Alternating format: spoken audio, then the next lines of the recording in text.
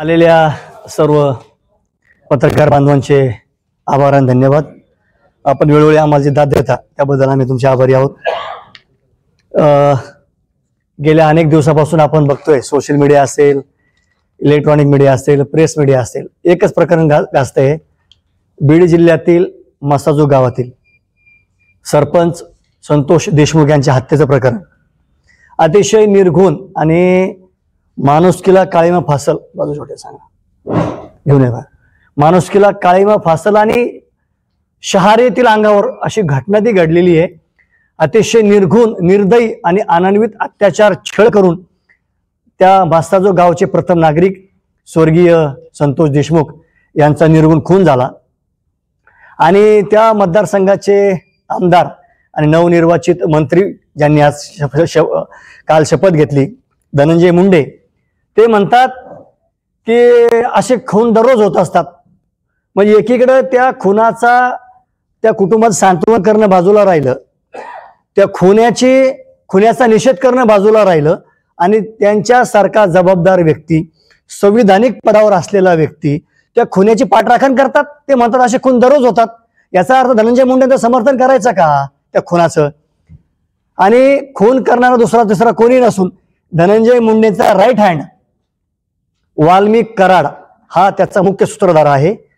सध्या ते प्रकरण सीआयडीकडे आहे। आम्ही कालच आपल्या विभागाचे विशेष पोलीस महानिरीक्षक आयजी मिश्रा साहेब त्यांची आम्ही सर्व सकल मराठा समाज छत्रपती संभाजीनगरच्या वतीने भेट घेतली आणि काल त्यांना निवेदन दिलं। त्या बातम्या आपल्यापर्यंत पोहोचल्या। आम्ही त्यांना निवेदन दिलं, साहेबाला सांगितलं की साहेब, या प्रकरणामध्ये कोणाच्याही तुम्ही भूलथापाला बळी न पडता, कोणाच्याही दबावाखाली न येता निपक्षपातीपणे यातील सत्य बाहेर आलं पाहिजे। जर वाल्मिक कराडला हिवाळी अधिवेशन संपेच्या आत अटक झाली नाही तर छत्रपती संभाजीनगर हे क्रांतीचं शहर म्हणून ओळखलं जातं।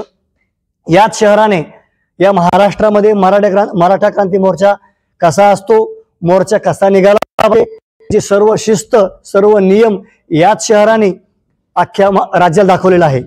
महाराष्ट्राने पाहिलेलं आहे की सुरुवात जर या शहरातून झाली, क्रांतीचा वनवा जर या शहरात पेटला तर हे वनवा थांबणार नाही।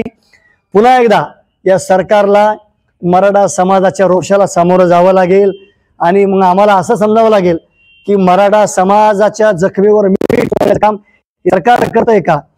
या शपथविधीच्या अगोदरपासून हे प्रकरण गाजतंय खुनाचं, तरी देखील राज्य सरकारने त्या धनंजय मुंडेंना मंत्रिमंडळात सामील करून घेतलं। पुन्हा एकदा मीठ चोळण्याचं काम या सरकारने मराठा समाजाच्या जखमेवर मीठ चोळण्याचं काम केलेलं आहे। मी धनंजय मुंडेंचा जाहीर आणि तीव्र शब्दात निषेध करतो। त्यांनी त्या खुन्याची पाठराखण करायला पाहिजे नव्हती। त्यांनी त्या कुटुंबात सांत्वन करणं सोडून दिलं, परंतु असे खून होत असतात असं त्यांनी वक्तव्य केलं। आणि कालचं त्यांचं वक्तव्य आहे, हो ते माझे सहकारी आहेत। काय ही डेअरिंग म्हणावं, काय याला काय बोलावं त्याच्या शब्दाला, ते माझे सहकारी आहेत। अरे अरे ते खुनी ना, जर वाल्मिक कराड त्या खुनात सहभागी नाहीत तर ते फरार का आहेत याचं उत्तर द्यावं। वाल्मिक कराड फरार काय आहेत? कर नाही तू डर काय का? मग ते फरार का आहेत? खुशाल त्याची तुम्ही पाठराखण करता, हो माझा कार्यकर्ता आहे तो। अरे तुम्ही लोकशाही चालली का हुकुमशाही चालली तुमची?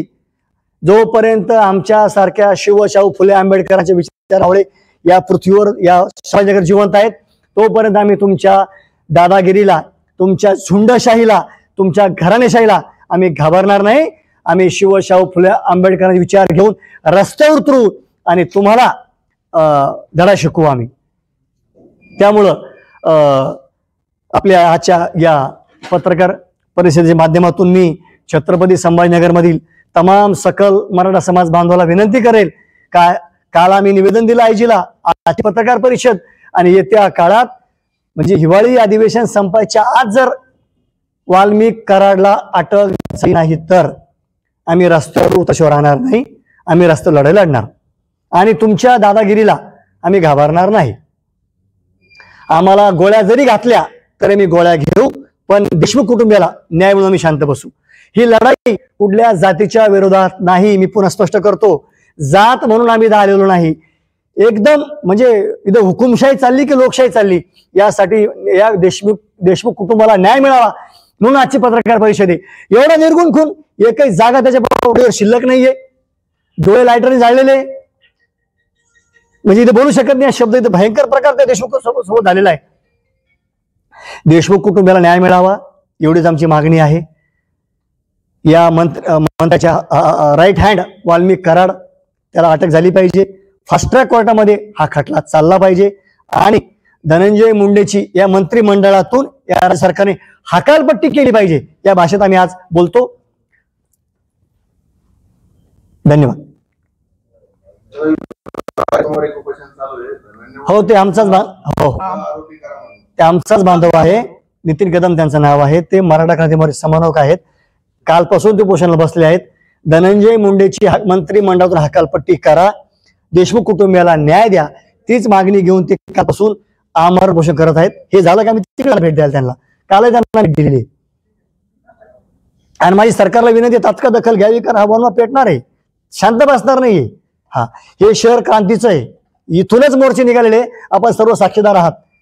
हा आणि हे तेच चेहरे ज्यांनी पहिला मोर्चा काढला, मराठा क्रांती मोर्चा. आता तेच त्याच धर्तीवर आता आम्ही प्रेस घेऊन पुढील वाटचाल आम्ही जाहीर करू. विषय असा आहे परत आणखी लोक जमणार, रस्त्यावर उतरणार. हो, एवढे मोठे मोर्चे काढून मराठा समाजाच्या मागच्या आंदोलनाच्या ज्या मागण्या होत्या ते पूर्ण झाले नाही. आता परत तुम्ही मोर्चा काढून आता मागणी पूर्ण होईल आवरण कसं करायचं? शिंदे समिती आपण जे म्हणत बऱ्याच मागण्या शिंदे समिती नेमली होती. त्या समितीनं बऱ्याच लोकांच्या कुणबिनोंदी सापडल्या ना. सगळ्याच मागण्या मान्य होती, पण त्या काही मान्य झाल्या ना. ही खुनाची मागणी